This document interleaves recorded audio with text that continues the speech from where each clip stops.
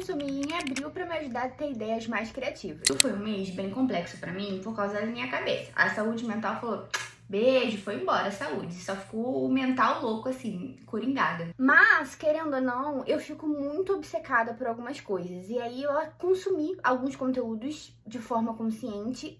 E esses conteúdos me ajudaram a ter ideias bem legais. Dois deles foram 2 entrevistas com 2 professores de Harvard. Eu acho tão engraçado falar essa palavra.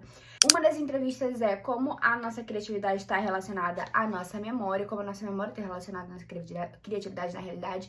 E pra mim, ela foi muito interessante, porque me ajudou no desenvolvimento da minha consultoria de projetos criativos, né? Eu te ajudo a formar, a dar forma ao seu projeto. Mas eu acho que essa entrevista ela é interessante para qualquer pessoa assistir, porque ela ajuda a gente a entender que o nosso futuro, ele vem a partir da nossa imaginação. E a nossa imaginação vem a partir das nossas memórias. Aquilo que a gente projeta vem a partir das nossas memórias. Então, aqueles medos, aquelas coisas que a gente tem sobre o futuro, na realidade são percepções que a nossa cabeça cria a partir daquilo que a gente já viveu ou daquilo que a gente conhece.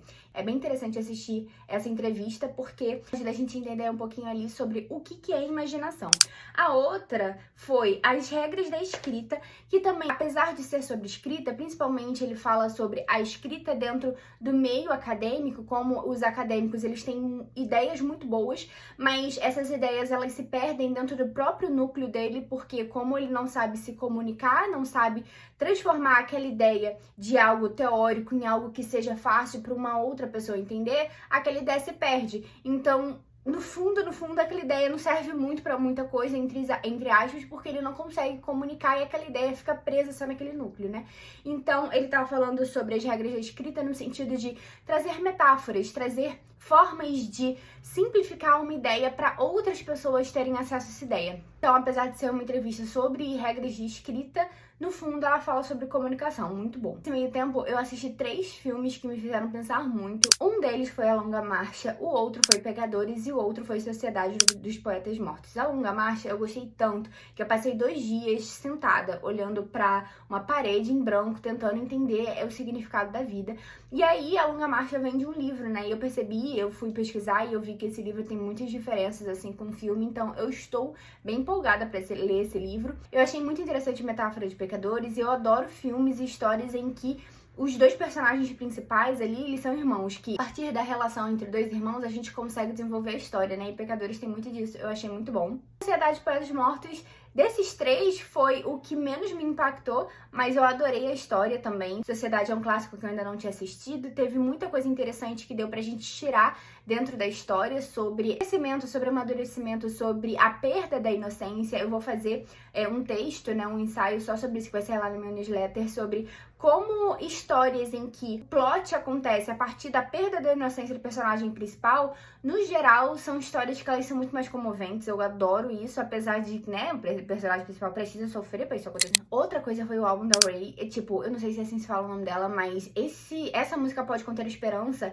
esse álbum, ele tá perfeito, ele tá muito bom. Eu fiquei viciadíssima e se você quer uma experiência transcendental, você ouve esse álbum em sequência, porque cantores, no geral, eles pensam na sequência da música pra gente ouvir o álbum. Eu acho que uma experiência que a gente acabou perdendo muito com o tempo, que é ouvir o álbum, a sequência que a cantora, né, que os compositores ali pensaram aquelas músicas, porque elas vão fazer sentido individualmente, mas também como conjunto. E aí, se você ouvir na sequência o álbum da Ray, depois você ouve Lux, da Rosalía, um atrás do outro, é uma experiência transcendental. Por último, porém não menos importante, eu ouvi 2 podcasts que, assim, perfeitos. Um foi o do 451, foi uma entrevista com o José Faleiro. Eu achei interessantíssima essa entrevista, quando a gente fala sobre crítica e sobre entendimento de como a gente vai ler um livro e o que aquele livro vai significar pra gente. Eu achei muito legal, eu gostei muito de um termo que eles usaram, que é literatura pop. A gente tá tão acostumada, né, o termo pejorativo de cultura pop ou de música pop, para transformar um estilo musical musical, a um estilo de cultura, em algo que seja sem substância. E essa literatura pop meio que entrou nisso, que são esses livros que são do lado oposto à literatura contemporânea e tudo mais. Então foi interessante a gente parar pra pensar nisso. Eu quero escrever um ensaio só sobre literatura pop e literatura contemporânea, vai ser bem interessante.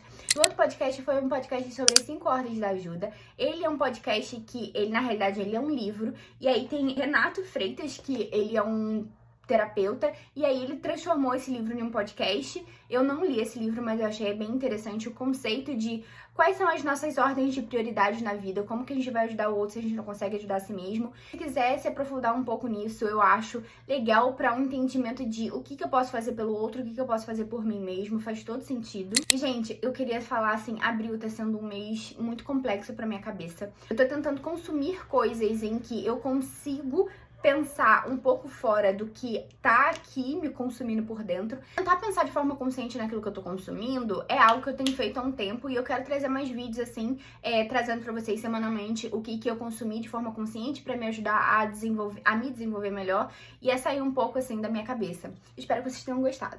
Beijos!